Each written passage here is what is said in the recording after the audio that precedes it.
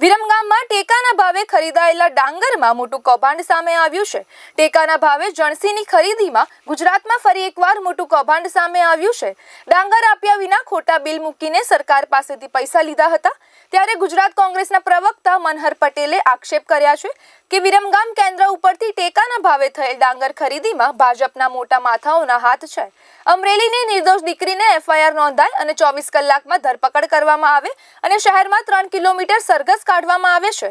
અહીંયા વિરમગામ કેન્દ્ર ઉપરથી ટેકાના ભાવે ડાંગર ખરીદી કૌભાંડમાં ગુનો બને છે। 20 નવેમ્બરથી 31 ડિસેમ્બર 2023 દરમિયાન એફઆઈઆર થાય છે અને 1 વર્ષ પછી છે કે 31 ડિસેમ્બર 2024 સાંજે 5 કલાકે એફઆઈઆર નોંધાઈ છે।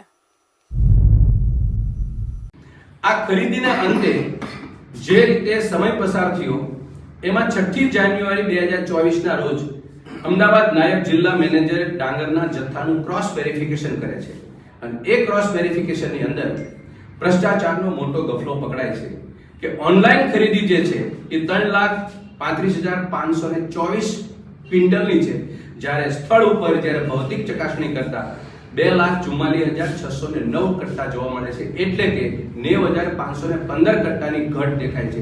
એટલે કે 4.5 કરોડ રૂપિયાનો ગાફલો આ જગ્યાએ સ્થળ ઉપર થયો।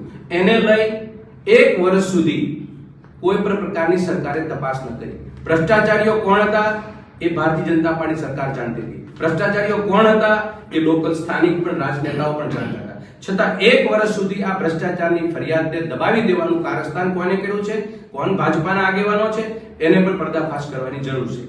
1 વર્ષ પછી મામલતદારશ્રીએ તપાસ કરી, અભ્યાસ કર્યો, એમાં 7 નામો ભ્રષ્ટાચારની અંદર આરોપીમાં લઈ અને એને એફઆઈઆર દાખલ કરી વિરમગામમાં।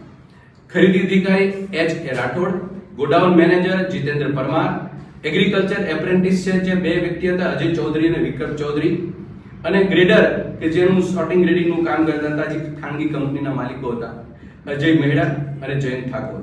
આ એજન્સી છે એજી નેક્સ્ટ નામની, એના ઉપર પણ પોલીસ ફરિયાદ નોંધાયેલી છે અને એના અંતે 4.5 કરોડનો આ એક સામાન્ય તપાસને અંતે ભ્રષ્ટાચારનો આંકડો બહાર આવ્યો છે। હજી અમારી દહેશત મેં વાત કરી એમ કે 20 કરોડને આ આંકડો પહોંચે એમ છે।